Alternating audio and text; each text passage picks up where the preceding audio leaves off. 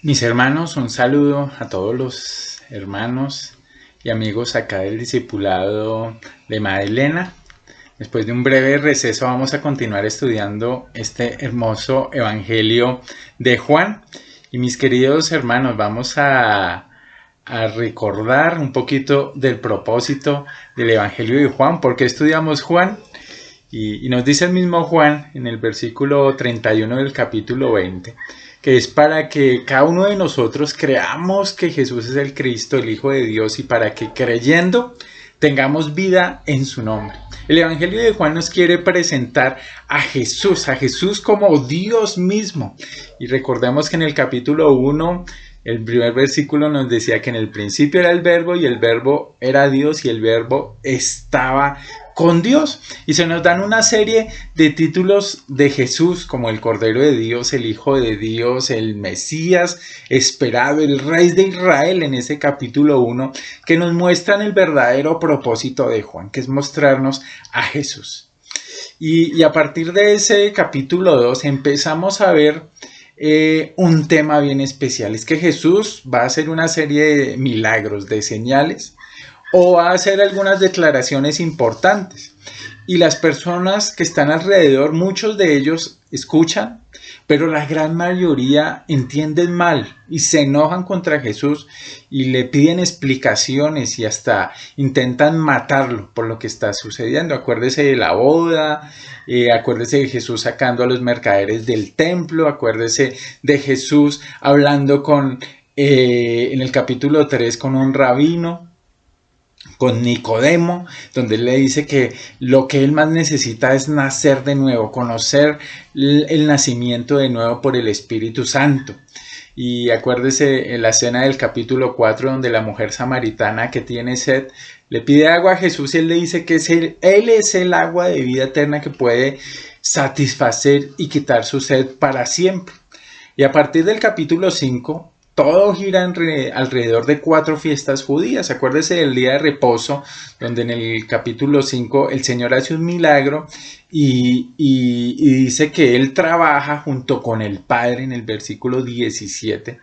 Y la gente que estaba alrededor, especialmente los fariseos, le contradicen, le piden explicaciones y les dice que Él merece morir por lo que está haciendo. Después en la fiesta de la Pascua el Señor se presenta ahora como el pan de vida. Quien come ese pan encontrará vida eterna. Y aún muchos de sus discípulos lo abandonan en ese mismo momento por esas declaraciones. Y estamos aquí estudiando en el capítulo 7 y 8 y tal vez hasta el mismo 9, la fiesta de los tabernáculos y todo lo que el Señor hace. Y hemos visto una declaración espectacular del Señor alrededor de la fiesta de los tabernáculos, donde Él dice: si alguno tiene sed, venga a mí y beba. Eso lo vimos en el versículo 37. Y vamos a ver más adelante que Él declara: yo soy la luz del mundo. El agua y la luz eran cosas y aspectos que el judío en la fiesta de los tabernáculos recordaba mucho, porque ellos recordaban su estadía en el desierto ya hacía casi más de 1500 años, donde el Señor alumbró su camino con la nube de fuego y les proveyó por medio de Moisés agua en un tiempo de sed tremenda. Y el Señor se presenta ahora como el cumplimiento de todo lo que estaba sucediendo. Y hermanos, vamos a ver hoy el capítulo 8, básicamente. El capítulo 8 que nos muestra la gracia del Señor tremenda con la mujer adúltera.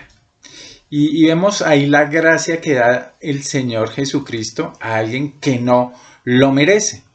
Vamos a leer el pasaje desde el último versículo del capítulo 7 hasta el versículo 11 del capítulo 8. Dice: cada uno se fue a su casa, y Jesús se fue al monte de los olivos, y por la mañana volvió al templo, y todo el pueblo vino a él, y sentado él les enseñaba. Entonces los escribas y los fariseos le trajeron una mujer sorprendida en adulterio, y poniéndola en medio le dijeron: Maestro, esta mujer ha sido sorprendida en el acto mismo del adulterio. Y en la ley nos mandó Moisés a apedrear a tales mujeres. ¿Tú pues qué dices? Mas esto decían tentándole para poder acusarle. Pero Jesús, inclinado hacia el suelo, escribía en tierra con el dedo.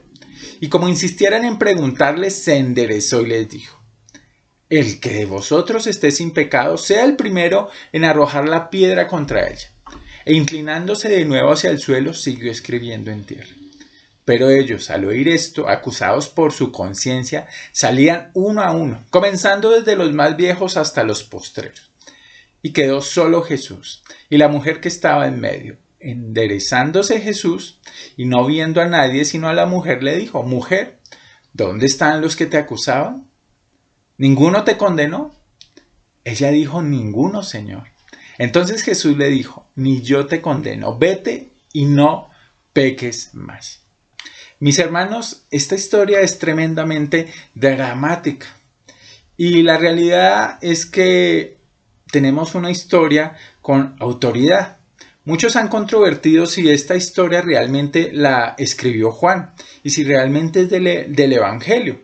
Pero mis hermanos, esta historia está puesta ahí y la vamos a enseñar sin temor en este día, porque sin lugar a dudas esta historia no contiene enseñanzas que contradigan el resto de las escrituras y describe a Jesucristo como el Salvador amoroso, sabio y perdonador que es Él, coherente con la imagen bíblica de toda la Biblia, desde Génesis hasta Apocalipsis, que tenemos de Él.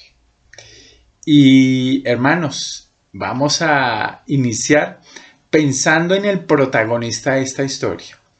Podríamos decir que es la mujer, podríamos decir que son los escribas que están acusando al Señor, le están poniendo una trampa, pero el verdadero protagonista, sin lugar a dudas, es Jesús.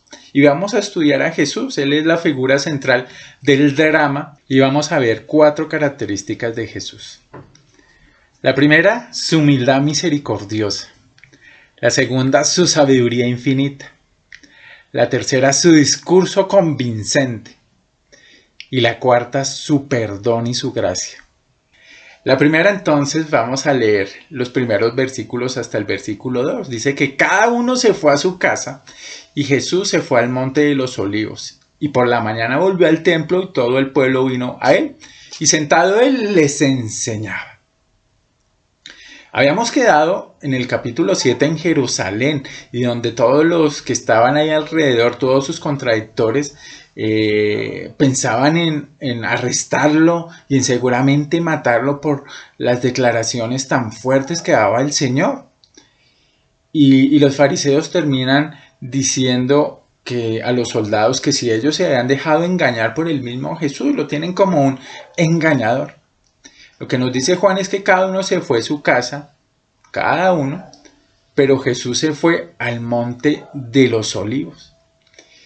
Y no sabemos dónde se fue Jesús, pero no nos dice que se fuera a su casa, porque vemos que Jesús aparentemente no tenía una morada fija, no tenía una vivienda fija. Tal vez fue donde sus amigos María, Marta y Lázaro, que vivían relativamente cerca en Betania, al monte de los olivos. Pero aquí vemos a nuestro amado Salvador, que dice Filipenses que se despojó a sí mismo tomando forma de siervo y hecho semejante a los hombres, y estando en la condición de hombre se humilló a sí mismo, haciéndose obediente hasta la muerte y la muerte de cruz. El Señor Jesús en su encarnación se hizo humilde, se hizo un siervo, se hizo un servidor. Tanto que desde que Él estuvo encarnado allá como un bebé en el pesebre, nos dice que Jesús lo envolvía en pañales, Lucas 2:7, porque no había lugar para ellos en el mesón, tenían que estar en un pesebre. Sus primeros pañales fueron en un pesebre. Imagínense. Y él mismo lo declara, él dice en Mateo 8:20 que las zorras tienen guaridas y las aves del cielo tienen nidos. Mas el Hijo del Hombre no tiene dónde recostar su cabeza. No tiene dónde recostar su cabeza. El Señor vive de una manera humilde, pero de servicio a los demás. Tanto de servicio que lo primero que nos dice el texto es que con sencillez y sin mucha fanfarria, por la mañana él vuelve al templo otra vez para enseñar. El día anterior había sido tremendo y había sido rechazado. Pero el Señor sigue en su afán de enseñar. Y dice que todo el pueblo iba a él. Mucha gente reconocía que la enseñanza de Jesús era diferente, que era con autoridad. Y vemos aquí la misión del Señor de enseñar, de tener compasión. Él no usaba trucos para venderse o promoverse, pero sí ofreció enseñanza gratuita a quien quisiera oír. Hermanos, esa condición de humildad tremenda del Señor Jesús es contrastada por la manera en que la Biblia nos relata cómo Él va a venir en su segunda venida. Será diferente. La Biblia nos dice que será con gran poder y gran gloria, que el Señor vendrá en las nubes del cielo y todo ojo le verá, y se sentará en su trono de gloria y regirá las naciones con majestad y poder. Y esa es la referencia clara de la Biblia de lo que será su segunda venida. Entonces, mis hermanos, el Señor vino no para ser servido, sino para servir. Vino no para condenar, sino para salvar. Vino no para acusar, sino para instruir y para mostrar el camino, y eso es lo que está haciendo. Y vamos a continuar viéndolo. Y lo segundo que vamos a ver, mis hermanos, es la sabiduría de Jesús ante esta trampa que le están intentando poner los escribas y los fariseos. Dice desde el versículo número 3, entonces los escribas y los fariseos le trajeron una mujer sorprendida en adulterio. Y poniéndola en medio le dijeron, maestro, esta mujer ha sido sorprendida en el acto mismo del adulterio. Y en la ley nos mandó Moisés apedrear a tales mujeres. ¿Tú pues qué dices? Mas esto decían tentándole para poder acusarle. Hermano, de repente en medio de la enseñanza de Jesús aparecen los escribas y fariseos juntos, dos grupos diferentes. Solo pocos hombres de ellos reconocieron al Señor, como Nicodemo, y después, años después, Saulo de Tarso, Pablo, reconocería al Señor como lo que era el Dios que vino a salvar a los pecadores. Pero hermanos, estos hombres le traen a esta mujer que había sido sorprendida en adulterio, la ponen en medio, se dirigieron al Señor, lo tratan como maestro hipócritamente y le cuentan que esa mujer había sido sorprendida en adulterio y le hacen una pregunta, ¿cuál es tu opinión? ¿Tú qué dices? ¿Qué dices sobre este asunto? Claro, con la idea de tentarle. Ellos tenían fundamento para la acusación, porque en el libro de Levítico dice que si un hombre cometiera adulterio con la mujer de su prójimo, el adúltero y la adúltera indefectiblemente serán muertos. Y el Señor no era que estuviera de alguna manera enseñando algo al contrario. Él antes profundizaba aún más en este mandamiento, mostrando que el adulterio, aun cuando un hombre y una mujer miraban a otro con lujuria, ellos estaban en ese momento deseando a esa persona y estaban cayendo en el pecado del adulterio. Lo vemos por allá en Mateo 5:28. Pero hay aquí cosas que no cuadran. Por ejemplo, ¿dónde estaba el hombre que estaba con esta mujer? En ningún momento es presentado a Jesús ni delante de Jesús. Nadie lo había arrestado ni llevado donde estaba Jesús. Y también otra cosa era por qué lo llevaban delante de Jesús. Él no era el juez natural, no hacía parte del Sanedrín, no era el juez natural para reconciliar ese caso. La justicia debería haber sido delante del Sanedrín.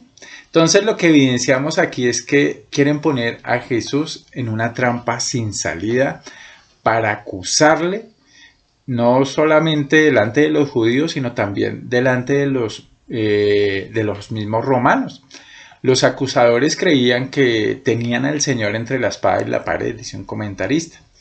Si se oponía a apedrearla, lo acusarían de violar la ley mosaica y con ello desacreditarían su afirmación de ser el Mesías. Y si él aceptaba, como los acusadores, que la mujer muriera, su reputación de compasión con los pecadores quedaría por el piso. Y aún más, los romanos le llamarían a cuentas porque solo en ese momento, bajo la dominación romana, ellos podían ejecutar la pena capital. Entonces hay un reto aquí planteado y hay un reto aún más profundo.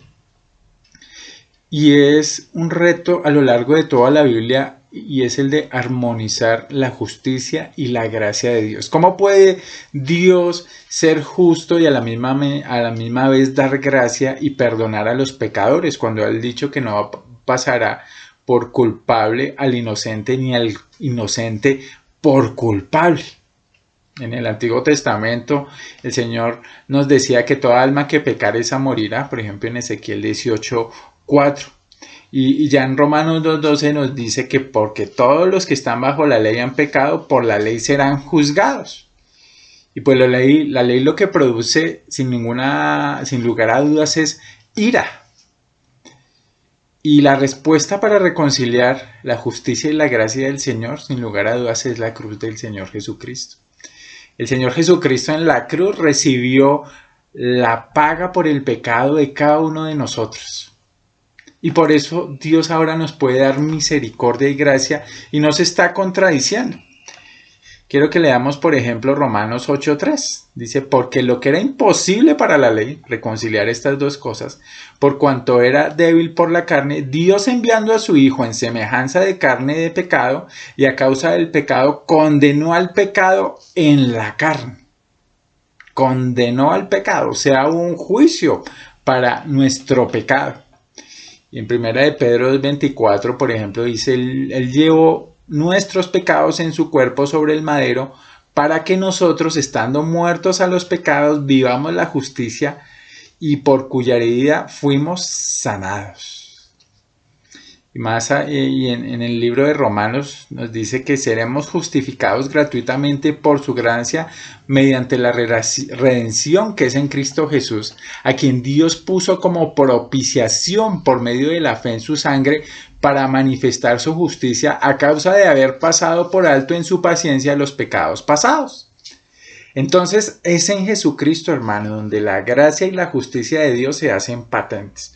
Y por eso Juan nos escribe para que creamos esa verdad magnífica que Pablo nos expone, por ejemplo, en Romanos, acerca de que no hay otro camino, no hay otra verdad y otra vida que el Señor Jesucristo.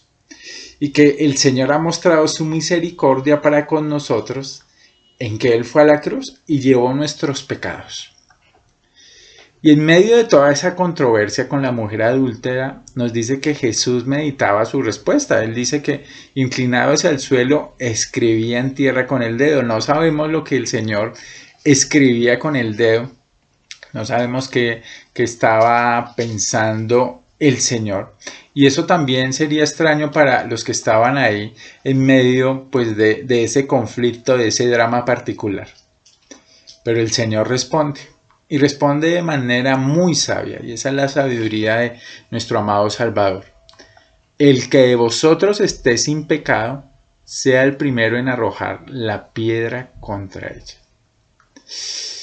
Eso era increíble, la respuesta del Señor es profunda. Él mantenía la ley, no estaba violando la ley, porque no negó ni la culpa de la mujer, ni expuso tampoco la ley a que él la estuviera contrariando. Por el contrario, él estaba de acuerdo con la ley. Pero también al mismo tiempo evitaba la acusación de instigar una ejecución que violaría la ley romana. Él no estaba instigando. Él simplemente les dijo, el que esté sin pecado, sea el primero en levantar una piedra contra esta mujer. Y quiero que se ponga en el lugar de la mujer, cómo estaría esta mujer en ese momento, pensando que iba a ser apedreada. Jesús sabía exactamente que esta respuesta magistral iba a calar profundo en la conciencia de estos hombres. Y fíjate que nos lo dice Romanos 2:1, nos lo dice Pablo. Dice que todos somos inexcusables, aun los que de alguna manera podemos pensar en algún momento que somos mejores que otros. Porque dice, por lo cual eres inexcusable, hombre, quien quiera que seas tú que juzgas, pues en lo que juzgas a otro, te condenas a ti mismo, porque tú que juzgas, hace lo mismo. Y Pablo utiliza todo este argumento para decir que todos hemos pecado, que ninguno de nosotros está excluido y que no hay mejores ni peores pecados, que aún cualquier pecado rompe nuestra relación con Dios si Jesucristo no está ahí presente, si Jesucristo no es mediador, si Jesucristo no es el que se presenta por nosotros con su sangre para que recibamos perdón de pecados.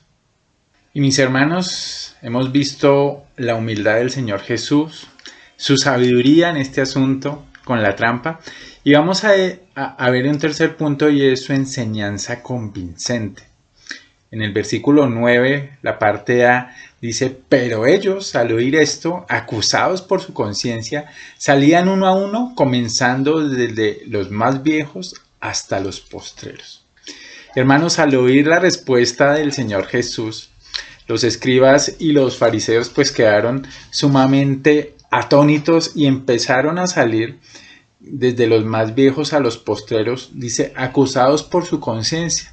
El Señor penetró con sus palabras precisamente en la conciencia de cada uno de ellos. Pablo nos dice en Romanos 2 que cada uno de nosotros tiene una conciencia que nos acusa, que nos muestra quiénes somos nosotros realmente. Y lo lastimoso es que muchos tienen esa conciencia cauterizada, dura, encallecida por la magnitud de su alejamiento del Señor, por la magnitud de su pecado. Y fíjense que son precisamente los de más edad los que primero se van y se dan cuenta de que ellos también son pecadores. ¿Y qué autoridad tienen ellos para apedrear a esta mujer? Ellos no eran jueces, no eran los jueces naturales, como ya dijimos. Jesús tampoco era el juez natural en ese momento, era el Sanedrín o las autoridades romanas para discernir este asunto. Y entonces los que querían avergonzar a Jesús, ¿cómo se fueron avergonzados? Quienes venían a condenar a la mujer, ¿cómo se fueron? Ellos mismos condenados, no, ni siquiera por Jesús, sino por su propia conciencia. Pero lamentablemente esa conciencia encallecida a muchos les ha dejado de funcionar y de dar un pitico cada vez que estamos haciendo algo delante del Señor que no está de acuerdo a su carácter y a su santidad. Y es increíble la escena que vamos a ver a continuación. Y el cuarto punto que quiero compartir con ustedes, y es la gracia del Señor, su perdón, su perdón. Dice en el versículo 9, parte B, y quedó solo Jesús y la mujer que estaba en medio. Enderezándose Jesús, y no viendo a nadie sino a la mujer, ya se habían ido todos, dijo: mujer, ¿dónde están los que te acusaban? ¿Ninguno te condenó? Ella dijo: ¿cómo estaría esta mujer? Ninguno, Señor. Entonces Jesús dice esta frase maravillosa: ni yo te condeno, vete y no peques más. Hermanos, los escribas y fariseos dejaron también la escena. Jesús se quedó solo con la mujer en ese momento. Él se endereza, le pregunta quién la acusa y la mujer dice que nadie. Y es increíble la gracia del Señor con las mujeres. Vimos a la mujer samaritana, vimos la gracia del Señor con María, su mamá. Vimos la gracia del Señor con las hermanas de Lázaro. El Señor, en esta cultura supremamente machista y dura con las mujeres, se acerca a esta mujer, a una mujer pecadora, comprobada como pecadora. Pero, hermanos, el Señor se acerca y con gracia y con el ánimo de restablecer su corazón, le dice: yo no te condeno, vete y no peques más. Y estamos de acuerdo en que el perdón del Señor no implicaba licencia para pecar de ninguna manera. Por eso Él, aunque perdona a esta mujer, Él conocía el corazón de esta mujer, la invita a no pecar más, a cambiar de vida. Quiero leerle un comentario sobre este punto. Dice: el veredicto de Jesús, ni yo te condeno, no era una absolución ni falta de condenación, o sea, no un reconocimiento de su pecado. De hecho, el veredicto era una imposición para que viviera de manera diferente a partir de ese momento, para que no pecara más. La obra liberadora de Jesús no era una excusa del pecado. El encuentro con Jesús, hermanos, siempre ha exigido la transformación de la vida, de alejarse del pecado. Jesús no trataba el pecado con ligereza, pero ofrecía a los pecadores la oportunidad de comenzar una vida nueva. Una vida nueva. Hermanos, si el apóstol Pablo nos lo dice en Romanos 6:12, ¿qué pues diremos? ¿Perseveraremos en el pecado para que la gracia abunde? En ninguna manera. Porque los que hemos muerto del pecado, ¿cómo viviremos aún en él? Hermanos, los que hemos conocido a Jesús, ahora podemos vivir una vida diferente, no por nuestro propio poder, sino porque el Espíritu en nosotros nos indica, nos ilumina, nos guía, nos cambia el pensamiento para vivir una vida agradable al Señor. Y hermanos, aquí creo que hay un ejemplo también maravilloso para cada uno de nosotros. Hemos visto que Jesús se nos revela como humilde, como sabio, como un enseñador convincente, como Jesús de gracia y de perdón. Y Él demostró su gracia a una mujer pues que como nosotros no merecía su gracia. Y hermano, debemos imitar a Jesús. Eso hacemos los discípulos del Señor. Nosotros debemos imitar a Jesús en poder dar gracia a otros. Y debemos primero confiar en que Dios, el Señor, Dios, está mejor calificado para juzgar que nosotros. Entonces el Señor es un juez fiel, es un juez limpio y a través de su palabra nos permite conocer su voluntad. Pero a veces nosotros, tal vez como los escribas y fariseos, somos demasiado fáciles en el juicio a los demás. Y hay un juicio legítimo que podemos hacer, pero sin lugar a dudas el mejor juicio es el de el Señor a través de su palabra en la vida de otros. Y debemos recordar también que Dios ha mostrado gracia para con nosotros. Colosenses 3:13 nos dice que debemos perdonar como el Señor nos ha perdonado.